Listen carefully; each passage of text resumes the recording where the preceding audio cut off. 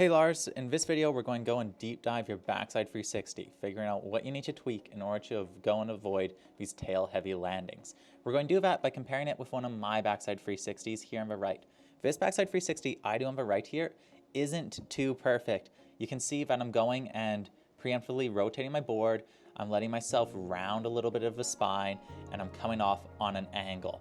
That said, when I go and do this trick, I'm still coming around and landing with a stacked position with both feet at the same time. So these same mistakes I'm making here are actually the same mistakes you're making here. You're turning too soon on your edge, getting all out of whack, and then you're going and rounding at the spine. But other than that, your backside 360 has a lot of really good components. We can see here off the takeoff, our body positions at this point are basically exactly the same. I'm going and looking under my shoulder, arms nice and away from the body, and you're also looking under your shoulder with your arms away from the body. So this instance on the jump right here is good. You don't need to change that. What we need to change is getting to this point, because when I'm making the same mistakes you are, I'm making them an amount that is acceptable. Where here, you're going and getting onto your toe edge very early. We can see that you're going and right before the spoon of a jump, you're getting onto your toes and you're fully in your wound up position on your toe edge when you still have the full duration of the takeoff to go. If we go and compare that to on the right here, I'm going and making sure that I'm holding my heel edge all the way until I get past the spoon of a jump. So I'm only transitioning my edge line once I'm going through the spoon of a jump and up it. For you, that would be right here. So instead of going and being on your toe edge this whole way up, trying to hold a perfectly straight line, what's basically physically impossible, especially on fake snow, instead I want you to be doing a nice gradual heel side transition, getting to your toes around here. It's going to just make it so it's way easier to hold your edge line because you're doing it for way less period of time.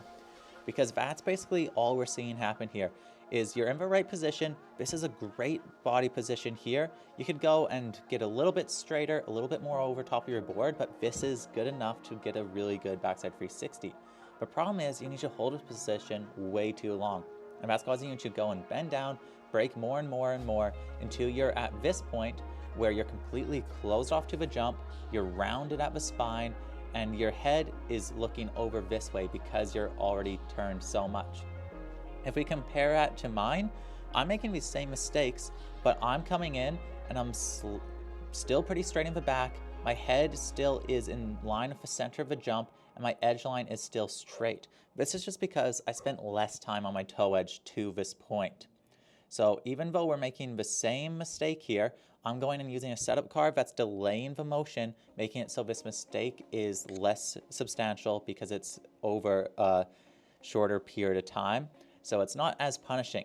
And we can really see the results of that when we get into the takeoff.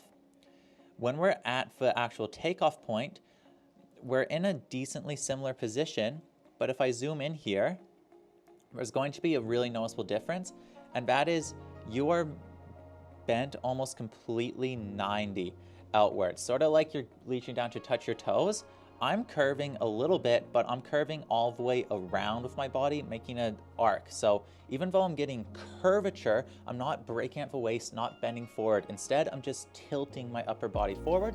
It's still not too ideal. It'd be nicer to have a completely straight up body so we could get more pop and more control.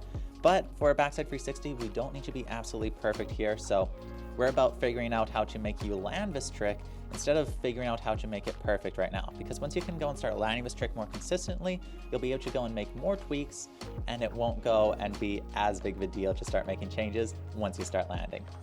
The last thing that I noticed here that I think is going to be crucial to adjust is watching through the clip, your legs shifty halfway through a spin. I'm going to play that back again for everyone, just because I think this is a really important thing that is sort of hard to notice. So you're coming to the jump, getting on your toe edge too early, closing, but you end up in a good takeoff position, but then bang, counter rotation right at the middle of your spin. So what I mean by this is right here at 90, instead of continuing your rotation, you're using your hips and shifting the rotation right here. A very speedy rotated snap. And that's going to do a lot to throw you off balance, because when you use counter rotation, what it does is it makes it so this back arm here starts coming forward because you're counter pulling your body back in line. It's also going to make it so your rotation is set faster, and that's where we're getting this super massive slant. And this slant's continuing the whole way through, and that's what's causing you to go and get this really exaggerated tail heavy landing. If we go and just highlight my 360 and we go and look at that section, I'm 90, and from here I don't go and shift and counter rotate my hips. Instead, what I do is I tighten everything up and keep it all together, pulling through with my back arm. So then when we go and get to the same duration of a spin, where you're going and compromising yourself, getting your spine straight, getting heel heavy, falling backwards, arm coming across your body, blocking rotation, I'm in a body position where my back arm's leading, my front arm's set up, chest open, and I'm pulling into that spin, and that's what's letting me go and get smooth into the landing. So as a recap, what I think you need to change here is come into the jump and really, really delay that setup carve. You want to be doing it around there, making sure you're taller, smoother, and then when you're in the jump, don't go and try counter rotate. Don't go and speed up this rotation. Just keep focusing on being tight, because your body position right here is good enough.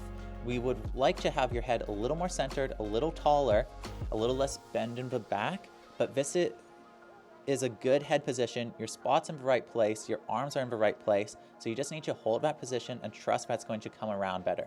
Combine that with the smoother takeoff, where you're going and getting onto your toe edge later so you don't go and get as crumpled off the takeoff, and that should give you a backside 360 that will go and let you land both feet at the same time. This is actually a feature of Addiction Plus Video Analysis. On Addiction Plus Video Analysis, you can submit a clip of your riding and we'll go and deep dive it just like we did in this video, pointing out what your mistakes are, where you can improve, and how to do so. So if you think this format's beneficial, you think it could help you improve your riding, come check it out. Sign up for Addiction Plus. You can get a 1-week free trial and let us improve your riding. I'm Tavis from Snowboard Addiction, and our goal is to improve your shredding. Have a good one.